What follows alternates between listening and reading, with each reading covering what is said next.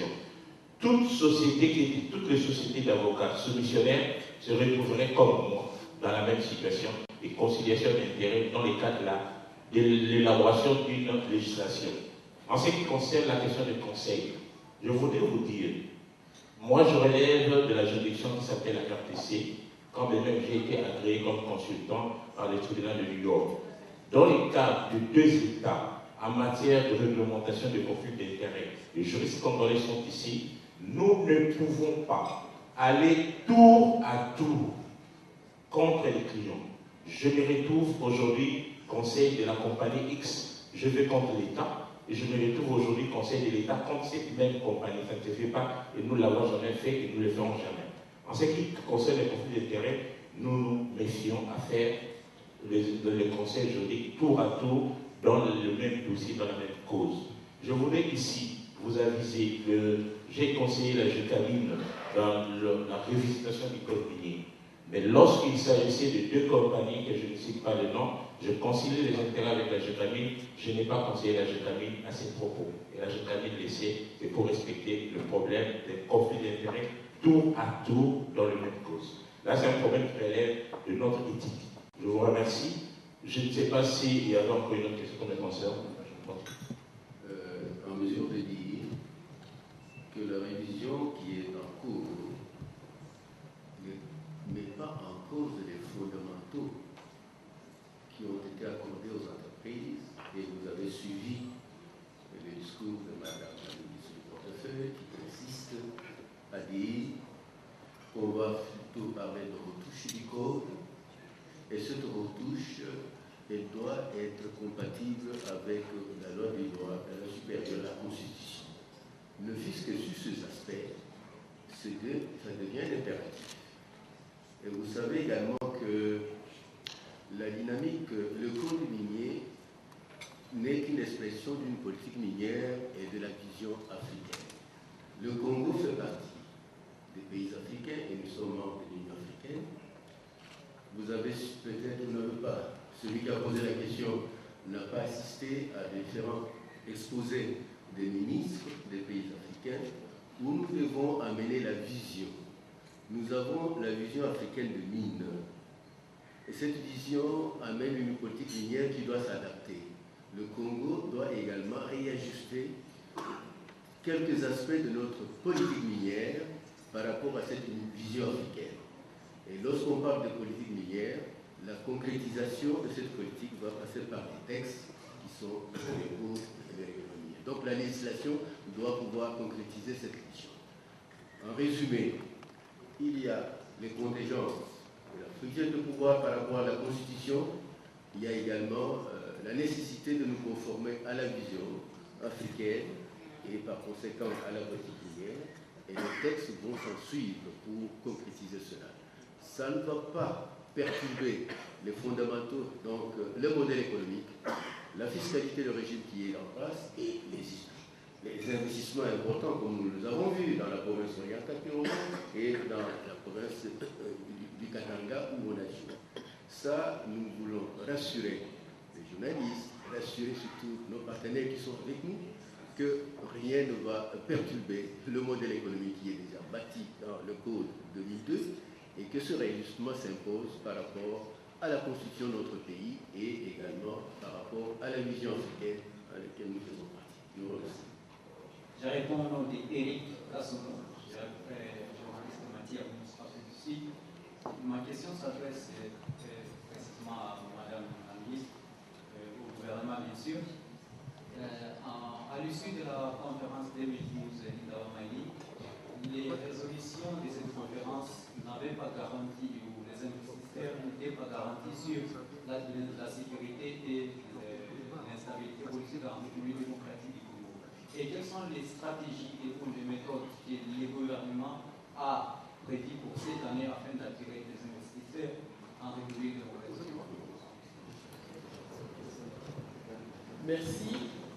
Je crois que le problème sécuritaire, c'est un problème très complexe et je ne voudrais pas m'étendre là-dessus dans les cadres de ce forum, mais tout ce que je peux vous dire, en tant que journaliste, vous êtes censé suivre l'évolution de tous les efforts que fait le gouvernement, parce que actuellement, vous devez savoir que sur le plan diplomatique, la RDC a gagné beaucoup de points et c'est ainsi que je l'ai annoncé hier. Nous sommes accompagnés dans les cadres principalement de la résolution des conflits du côté de l'Est par toute la communauté internationale. Vous savez qu'actuellement, il y a aussi des négociations qui se font à Kampala, mais en sus de ces négociations, le gouvernement prend d'autres contacts et prend d'autres dispositions. Comme il s'agit de la sécurité, souffrez que je ne puisse pas entrer dans les détails. Mais comme je l'ai annoncé hier, je peux rassurer aux opérateurs qui veulent investir au Congo que le gouvernement met tout en œuvre pour que cette partie de l'Est soit sécurisée comme l'ensemble du territoire. Je vous remercie. Sur ce, je voudrais donc remercier tous les participants. Ce fut, je suppose, excellent. Nous excusons pour ceux qui n'ont pas eu de place. La prochaine fois, nous ferons un plus grand. Clairement, l'intérêt de la RDC étant perpétuer les recommandations. Avant de terminer, je voudrais passer la parole à Madame la ministre du portefeuille. Je voudrais tout simplement remercier tous les participants. Je constate, quand j'observe que beaucoup de personnes sont restées debout, de l'intérêt que vous avez eu par rapport à ces déjeuners, débats qu'organise la République démocratique du Congo. Je remercie aussi tous les intervenants pour les interventions et les communications aussi riches et intéressantes. Et j'espère qu'en quittant cette séance, ceux qui ne sont pas encore décidés à rejoindre la RDC, comme j'ai dit hier, je vous donne rendez-vous parce que la RDC, c'est un pays d'avenir. Je vous remercie.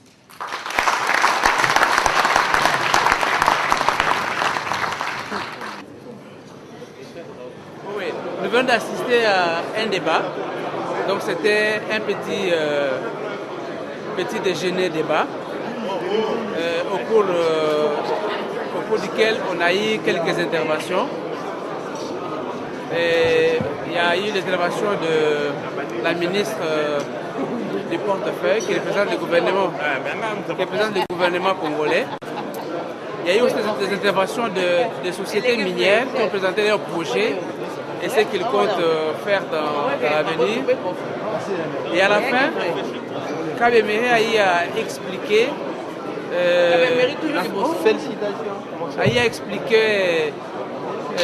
quelles sont ses activités, comment elle cherche à concilier les intérêts de l'État ainsi que des investisseurs, dans la mesure où il est à la fois avocat du gouvernement congolais, notamment ce qui concerne les textes réglementaires, donc les codes miniers ainsi que les textes qui l'accompagnent.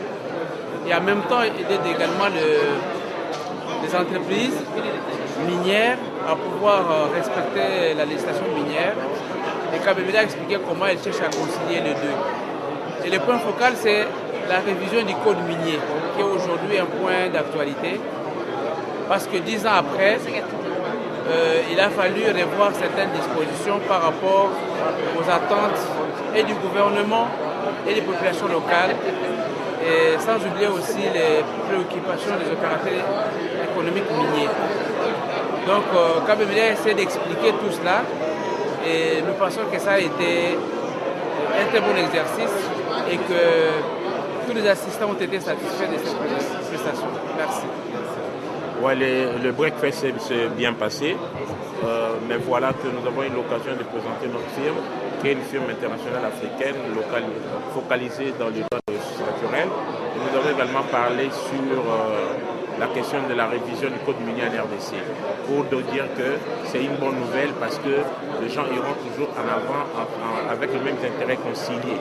Voilà ce que je peux vous dire. Je vous remercie. Our second day of mining Indaba. I think we had a very successful first day. We met a lot of people. Our associate Nadima Ifula made wonderful presentations and could explain to many investors what we are doing in the DRC in other French-speaking African countries. And we are really thrilled and honored to be here and to present our practice and also to learn more about the mining industry and see how we can foster our relationship with the investors. Thank My you. name is Nadia Mayufila. I'm a member of the law firm of Emery Wafwan and Associates, PC. I'm coming from New York with one of my colleagues who is here to attend the Mining Indaba 2013. We're very happy to be here since we were one of the only French-speaking African law firm representing our clients, understanding the stakes during the conference. We presented the firm, our mining practice. Our firm has been around since 1995. We operate and we are present in French-speaking Africa, in Africa as well, in OHADA countries. We accompany our client from the very beginning of the project to the very end, and also from one area of activity to the other one. I think it was a great success this year. I believe there was over 70,000 people attending, and we made a presentation to introduce ourselves to our clients, and we hope that we will be able to visit us in Kinshasa, in New York, in Cameroon, in Douala, everywhere we are. Thank you.